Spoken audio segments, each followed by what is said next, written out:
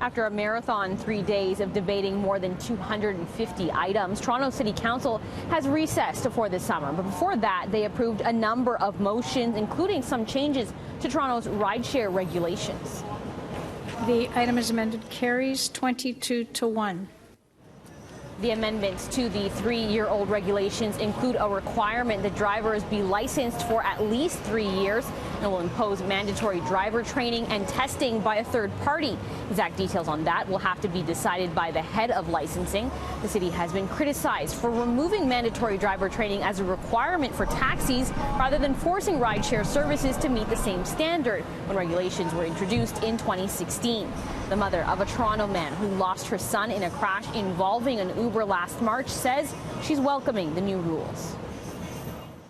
For now, I think it's a really good step forward.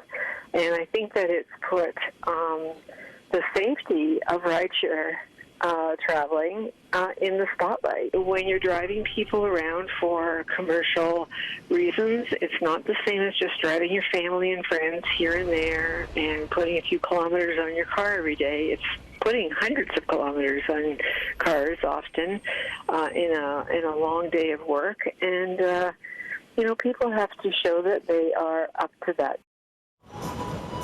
Now, meanwhile, Toronto police are investigating an alleged sexual assault against a woman who was trying to use a ride-sharing app.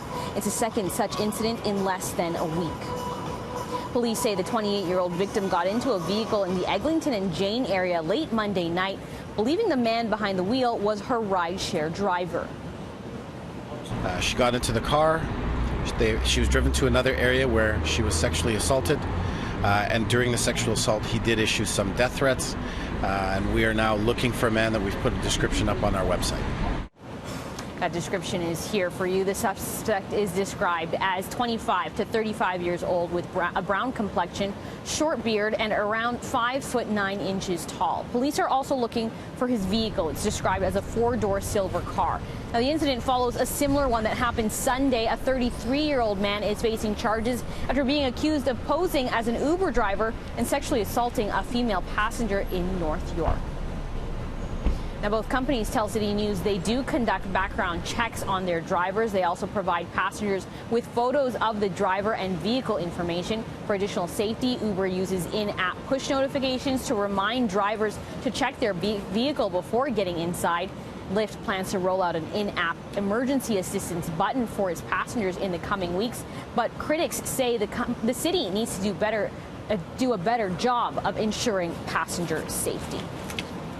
Now, when they are working, drivers are required by the city to display their ride-sharing company's logo on their vehicle.